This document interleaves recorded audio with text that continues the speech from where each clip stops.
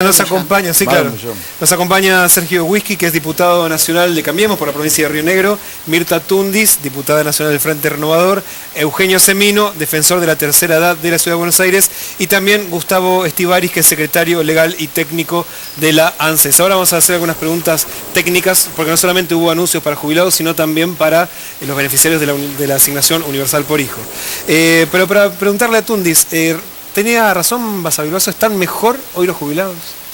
No, no están mejor los jubilados. Lo que tienen es esta posibilidad de que hay un sector, una parte de la masa de jubilados que están recibiendo esa deuda interna de hace tantos años. Algunos muy poquitos, otros tienen algunas diferencias importantes, que son los jubilados de la vieja ley o los que abarcan Badaro, que tienen beneficios importantes porque se respetó exactamente el índice de los dos fallos, no así los que les alcance el fallo ELIF porque lo han modificado, en lugar de pagarle a través del índice de la construcción que tenía el fallo primitivo, arreglaron con la justicia para pagarle con el RIPTE, de empleados, que es mucho más bajo, y aceptado por las mismas autoridades. Quizás no lo digan formalmente, pero sí lo han aceptado personalmente conmigo, porque si no, no les iba a alcanzar el dinero. O sea, están mejor algunos que otros jubilados que vayan a empezar a cobrar la reparación histórica, pero no todos, porque seguimos teniendo una masa muy importante de jubilados que quedan en 5.660 pesos y hasta septiembre del año hasta marzo del año próximo no van a tener aumento. Salvo el excepcional Salvo el adicional, pero bueno, en mayo también cobraron los 500 pesos y yo recorriendo los centros de jubilados dicen, bueno, pero ya nos lo gastamos, nos duró un mes. Y sí, porque es así, o sea, viene bien que viene bastante el aguinaldo. Que les duró un mes 500 pesos. No, bueno, pero los jubilados gastan mucho en medicamentos, muchísimo en medicamentos. Y los medicamentos están por eso muy digo, caros, no sé cómo hicieron para que les dure todo el mes. Muy bien, no todos tienen el descuento del 100% por ser enfermedades crónicas. Sí, yo creo que estamos frente a un drama social histórico, es decir, no es esta administración, el año pasado o la anterior. Estamos ante un sector que se ha excluido socialmente, realmente que ha crecido en términos de lo cuantitativo y de su debilidad, no solo en lo económico, es la pérdida de roles en términos de la dignidad. Esto genera una patología social que no quieren ver, que es la jerarcofobia. Esta palabra extraña quiere decir miedo al envejecimiento. Acá hay una preconfiguración de vejez como pobreza y vejez inclusive a edades tempranas, porque a los 65 años, cuando se le aplica el rifle sanitario de la jubilación a las personas en Argentina, en realidad tienen una sobrevida desde la biología de 20-25 años, por lo cual ha triunfado la cultura Dorian Gray. Nadie quiere ser en el futuro y esto genera la concepción tanática que tiene esta sociedad.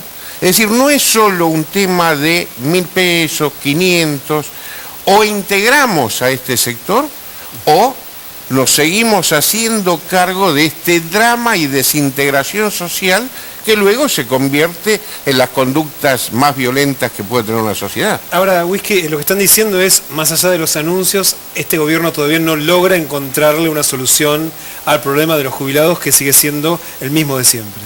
Sí, es complejo el cuadro de los jubilados real, pero bueno, uno tiene que ver, además quiero agregar que también tiene la devolución del IVA, que también es casi un sueldo más anual en la sumatoria anual. También es un beneficio que se votó en diputados y en senados. Tiene un bajo impacto en jubilados, y lo otro es para que se entienda, es aquellos que tienen con la tarjeta con la que cobran la jubilación. Al usar la tarjeta de débito se le reintegran hasta 300. Ahora, ¿qué pasa, Semino? No usan la tarjeta de débito, pagan en efectivo.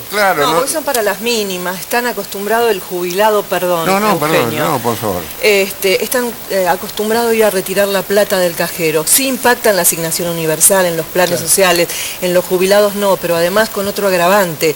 No vimos en el decreto de reglamentación que hayan modificado el monto, porque hoy una persona, como me vienen tocando a mí, a Eugenio, que no me hace mentir. Yo digo los jubilados que están cobrando este año. Quizás el año que viene sean jubilados que reciban más montos. Nosotros nos manejamos con los que están cobrando este año. Días pasados, una jubilada de Tigre me dijo, cobré 53 pesos de aumento. Por 53 pesos de aumento perdió la devolución del IVA. Por eso sería bueno que creo que cambien. Claro, la reparación histórica. La reparación histórica les aumenta el sueldo, muchas veces ese aumento es insignificante, es de 50, 100 pesos, 200 pesos, lo saca de la mínima y pierden el beneficio de la devolución del IVA. Entonces quiero aclarar dos cosas. Sí, eso no es así. El decreto reglamentario expresamente establece una excepción para los supuestos estos, contemplado de esa forma para evitar que pase esto. Para la tarifa social, No, para las dos cosas, para la devolución del IVA también. No está asentado la devolución del IVA. Seguro. ¿En cuánto monto? Porque y después el otro punto que quiero aclarar, que me parece que ahí la diputada planteaba un acuerdo con la justicia respecto de los índices que se utilizan en la reparación histórica, es que esto figura en una ley, que la diputada la votó y la votó a favor, y ahí se contempla exactamente los índices que corresponde aplicar. O sea que no hay un acuerdo con la justicia, me parece importante aclararlo. No, me lo dijo Emilio Basavilbaso, perdón, me lo dijo personalmente. Obviamente que en la ley acordamos y aprobamos precisamente ese artículo, diputada, perdóneme, pero cierto, no lo voté. Lo voté en contra. Para que todo el mundo lo entienda, digamos, no es que porque no sea importante. Yo quería hacer unas preguntas puntuales sobre el anuncio de hoy. ¿A quiénes beneficia y por cuánto el anuncio que se hizo para la reparación de fin de año, para el bono excepcional de fin de año? Sí, aproximadamente son 3.2 millones de jubilados que integrarían el anuncio que se anunció esta tarde sobre los 1.000 pesos. Y respecto de la reparación histórica, hoy ya llevamos 280.000 casos pagos, ¿no es cierto?, de personas que les correspondía el reajuste, ya sean mayores de 80 o que tenían haberes bajos. Y estimamos que dentro de los meses de septiembre, octubre y noviembre, los jubilados van a alcanzar a 600.000. Sobre el impacto de esta medida, me parece importante aclarar que desde la creación de los juzgados de primera instancia de seguridad social se reajustaron 380.000 sentencias. En 3 meses vamos a reajustar 600.000. Igual, volviendo a lo anterior, lo que decía Tato, hay 3 millones de jubilados que ganan la mínima y que van a tener 1.000 pesos más. Tato decía, suena muy poco. ¿Cuánto queda? Perdón, lo que cobran, es muy poco. También? Claro, el problema es que es la jubilación mínima, es que el bono que le tienen que dar es de 2 jubilaciones. La dimensión de la tragedia, porque esto es una tragedia. Ahora, ¿cómo llegamos a este punto y qué se hace ahora? Porque vos decías, ahora tienen 20 años de vida después de la jubilación. ¿Cuándo en la Argentina vamos a discutir si hay que jubilarse a los 65 o ir corriéndolo? ¿O es un tema tabú del que no se puede hablar? No, pero se puede hablar y se debe hablar. Pero nadie habla eso. Se debe hablar también del financiamiento, de por qué la renta financiera, la renta minera o el juego aportan 0 a la seguridad social y es el IVA el que más aporta de los impuestos. Entonces, creo que... pero eso no importa, porque antes la ANSES tenía un montón de guita que entraba de todos lados y la gastaban en otras cosas. No, pero la gastaban. Tanto, es un problema más de fondo. Tomar en términos de la discusión estructural, si no se integra la discusión de la edad con los otros factores, caemos en discutir si hoy el mercado laboral, que no está absorbiendo a los jóvenes, y aumentamos 2 años la edad jubilatoria, 2 días o 5... Va a ser aún peor la situación para el que quiere ingresar al mercado. Pero es una discusión de coyuntura. Yo estoy de acuerdo en discutir la estructura, pero hay que discutir el financiamiento. Es decir, acá... Vos decís que si corres la edad jubilatoria... Vas a tener más desempleo. No ingresan aumenta el desempleo de los jóvenes. Porque no hay nuevos empleos. No se están generando nuevos empleos. Acá en este mismo programa, Basavilbaso dijo que la edad jubilatoria, para él, debería ser opcional. Yo como opcional sí. Yo como opcional sí. Si uno dice, bueno, se quiere jubilar como es ahora la mujer, de 60 por artículo 19 a los 65. La gran mayoría se jubila a los 65. Pero si hacen tareas que son tediosas y tienen un sueldo muy bajo y tienen 3 horas de colectivo, la verdad que prefieren jubilarse a los 60. Pero en un 80-90% quieren jubilarse a los 65. Si vos le das la opción al hombre de jubilarse a los 70, seguramente, porque hay muchos hombres que no se quieren ir. Pero el tema es que también hay que recordar que nosotros modificamos la edad jubilatoria en el 94. Recién ahora, en el resto del mundo, están elevando a 65 años. Italia tiene 66 años y 1 mes. Ahora exigen tanto al hombre como para la mujer. Y si hoy un hombre se va a jubilar a los 65 años, desde que toma la decisión de iniciar el trámite hasta que se jubile, ya tiene los 66 años porque no se va del trabajo. Diputado, sí. Yo quería aclarar una cosa. Una de las cosas importantes de las políticas jubilatorias que se trabaja sobre un valor fundamental que es la solidaridad intergeneracional. Uno aporta ahora para los que se están... Eso es algo que se perdió. Vos, hoy, el problema que tiene Argentina es que el 40% del trabajo es informal, que está aportando. Pero no lo vamos a recuperar, porque cambió los mecanismos de producción en el mundo, han cambiado. Exactamente. Entonces, tenemos que adaptarnos y tenemos que discutir. Igual, Semino, blanquear a aquel que está en negro es una solución que da muchísimos problemas. Tenemos más del 30% de trabajo en negro, tenemos trabajo esclavo. Pero vos fijate, un trabajador esclavizado en un taller clandestino, que en nuestro barrio hay muchos, que trabajan 20 horas por día, cada vez que él toma un mate, yo lo salgo a aplaudir desde mi terraza, porque ese muchacho que no se va a jubilar ni acá, ni en Perú, ni en Bolivia, me está pagando la jubilación a mí a través del IVA. Claro. Esto no es sustentable, no es razonable. Por eso hay que discutir toda una nueva estructura. Y hay que, para hacer la tortilla, romper algunos huevos, que esto es de lo que no se quiere hablar. Es decir, si no hay una reforma fiscal, no hay posibilidad de generar equidad y cubrir las ganancias. Escuchamos recién al presidente de la Nación en Mar del Plata hablar sobre la necesidad de una reforma profunda del sistema tributario. No sé, diputado Whisky, si tiene alguna idea por dónde piensa ir el gobierno nacional. No, ahí hay planteados los espacios de discusión, tanto para la reforma previsional, la misma ley de la reparación histórica se plantea una mesa de rediscusión. En otros estamentos que discutimos, la ley PYME también se planteó la reforma previsional, porque bueno, es un entramado de complejidades, además de todo lo que es la coparticipación fiscal hacia las provincias, que también se fue deteriorando y que eso también empeoró el sistema distributivo a nivel nacional. Así que es un debate de fondo que Argentina se tiene que dar en los próximos meses. Es indispensable. Lo bueno es que podemos tener debate, que no tuvimos hasta el año pasado. En eso sí hay que sacarse el sombrero y o sea, las cosas objetivas, buenas hay que decirlas. Las que no estamos de acuerdo, por eso yo decía, yo no estoy en desacuerdo con la reparación histórica porque la voté. ¿Cómo me voy a poner en contra de los jubilados que no tuvieron un peso para poder hacerle juicio al Estado como lo hizo la madre de la presidenta, a pesar que decía la expresidenta, la industria de los juicios? Bueno, yo la felicito a la mamá de la presidenta que en contra de lo que decía la madre le hizo juicio al Estado porque estaba cobrando mal la pensión. ¿Cómo no voy a valorar eso? Digo que no fue equitativo, que no fue una reparación histórica. Yo le llamo reajuste administrativo, bienvenido sea, pero reparación histórica a mí me da un título más fuerte, nada más. Es lo que discuto, es el título. Sí, la realidad es que estoy de acuerdo con el tema de rediscutir el tema. La ley trae a debate esto, establece que en 3 años tengamos una nueva ley previsional donde se revise todo el sistema, crea además la pensión universal a la vejez, que es un paso más porque lo pueden cobrar todos. En esto del trabajo en blanco o en negro prevé que para el que está trabajando hoy y es mayor también la puede cobrar, o sea que eso fomenta la registración, porque si no uno cobra y después sigue trabajando en negro. Me parece que hay muchos avances en esta línea. Años la pensión a la vejez. No, la pensión es vitalicia. Pero mientras discutimos... La que cobra, sí, pero dura 3 años. O sea, cuando se cumplen los 3 años, que se supone que tiene que estar la reforma previsional, no va a existir más la pensión universal a la vejez. Quienes la cobran, sí, es vitalicia. 3 años vamos a tener una nueva ley, donde en el Congreso vamos a discutir todas estas ideas. Igual, antes que avance, Semino, quería hacer una pregunta puntual sobre el beneficio para los beneficiarios de la asignación universal por hijo, que también se anunció hoy. ¿De cuánto es y cómo vas a distribuirse el beneficio?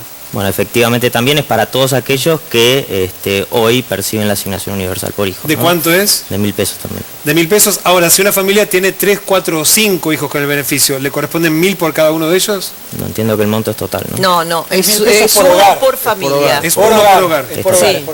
¿Pensión asistencial se incorpora también?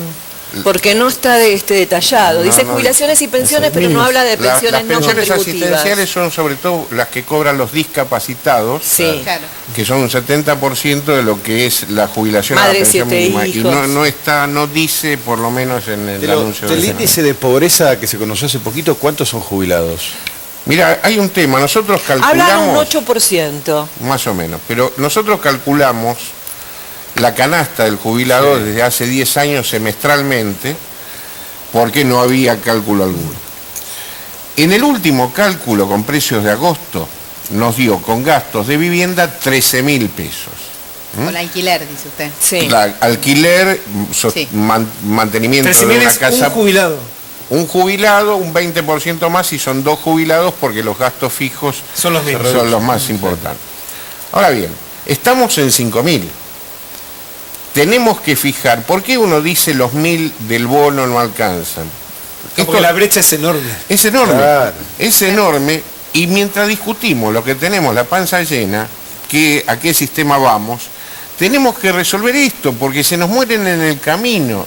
No estoy dramatizando, sino que quienes hacemos asistencia directa, no vemos el expediente, vemos la cara del tipo que trabajó 40 años y no se puede decía mantener. que para hacer una tortilla hay que romper los huevos, ¿sí? Algunos, dijo. Algunos. ¿Quiénes Lo serían dijeron las bastante víctimas, otros antes que entre comillas, de esta rotura de huevos? No, pero por eso, cuando yo digo, si el juego no aporta al sistema, y legalmente no aporta, o la renta financiera no aporta, o la renta minera, más allá de envenenarnos, tampoco aporta, y el IVA está aportando la parte más significativa en términos de impuestos, Sí, que es el más regresivo de los impuestos. Ahora, claro, ¿hay margen en el gobierno de Cambiemos de empezar a discutir esas cosas? Sí. O sea, de, por ejemplo, aplicar a la renta financiera un impuesto que pague ganancias. Nosotros vamos a discutir todo, porque uno de nuestros objetivos y nuestra línea estratégica de gobierno es la pobreza cero. Y cuando uno mira los números de la pobreza, como recién planteaba él,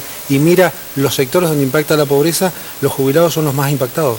Porque no solamente es por una expectativa de vida, sino además porque están en una escala de vulnerabilidad que no la tiene otro sector. Entonces, nosotros debemos hacer esa discusión y encontrar las herramientas para resolverla. Ahora, Semino decía, mientras nosotros estamos hablando con la panza llena, está el que se muere de hambre, decía, no exagero. Cuando uno dice vamos a discutir todo, está hablando en futuro. Claro, ¿Cuándo? Claro, ¿cuándo? Digamos, esas cosas, ¿cuándo podrían ocurrir? Nosotros no tenemos ahora en la agenda esto, pero se plantearon los espacios ya para empezarlo a discutir. Se está discutiendo en los lugares, los técnicos lo están haciendo ya. Y ¿saben además, que además hay 19.000 beneficiarios del sistema muerto ya, como le digo yo, de la sexa FJP, sí, que cobran menos del haber mínimo y que no fueron incluidos en la reparación, que era lo que pedíamos? Ayer yo estuve hablando con el diputado ¿Cómo? Laspina, y me dice, sí, te lo entiendo, tenés razón, y bueno, estamos tratando de ver si lo podemos incorporar, porque no hace a la cuestión 18.000 casos. Sí, porque cuando se trasladó y se creó el CIPA en el año 2000, igual que todos. Sí, pero quedaron como eran rentas puras, vitalicias, porque la ley, mal ley, criticada totalmente por mí cuando estaba del otro lado del mostrador dentro del periodismo, pueden ir a los archivos porque lo resisto totalmente, y por en una empresa donde tenía una FJP, no dudé en criticar las AFJP. El tema es que cuando se cambia el sistema, ¿qué se decía? Lo que estaba dentro de las AFJP pasaban al Estado. Entonces, las rentas programadas y fraccionadas pasaban al Estado. Las rentas vitalicias, que era una compañía de seguro. Cuando se trataba de pensiones o jubilaciones por invalidez, o sea, que se jubilaban antes, había un requisito. Si el hombre era nacido después del 63 o la mujer después del 68, pero podían tener 5, 10 o 15 años de aportes dentro del Estado, no se tomaban esos aportes, se les pagaba lo que había capitalizado, porque se pensaban en la ordinaria. Hoy esas personas, tenés gente, yo el otro día estuve en Entre Ríos, Gualeguay, 309 pesos, y si a mí me va a tocar la reparación histórica... ¿Cómo 309 pesos? Sí. Le pagan en el banco todos los meses una jubilación de 309 porque pesos. Porque es una renta vitalicia, dice, me va a tocar la reparación histórica, y con dolor en el alma digo, no, porque usted tiene perdón, un tema burocrático los condena a cobrar 300. Porque la ley lo estableció así. No es una jubilación. Se olvidaron de eso. Y porque cuando se creó el CIPA, solamente transfirieron los capitales que estaban dentro de las AFJP, no los que estaban en las compañías de seguros. Entonces, lamentablemente... ¿Esto se va a resolver? Esto se va a resolver. Sí. La próxima vez que vaya a Entre Ríos les puede comunicar que sí van a estar alcanzados por la reparación histórica. Efectivamente, la ley los incluye, establece la posibilidad de agregar otros casos, y ya estamos trabajando en ANSES una posibilidad de inclusión para bueno, que... yo lo estoy trabajando también en el Congreso para que se incorporen el presupuesto. Todos juntos entonces lo van a resolver. Espero que sí, no importa que lo resuelvan, da igual que cobren el Otro día vamos a seguirlo porque obviamente el problema de los jubilados es permanente. Para comprometer a los amigos del sistema político, me parece que hay una meta cercana, indispensable a cubrir, que es llevar las mínimas por lo menos al valor del salario mínimo vital y móvil, que son 8.000 pesos. Hay una distancia más corta y nos vamos acercando a la canasta. Los 1.000 pesos se evaporan. A los 4 muchísimas gracias por haber venido.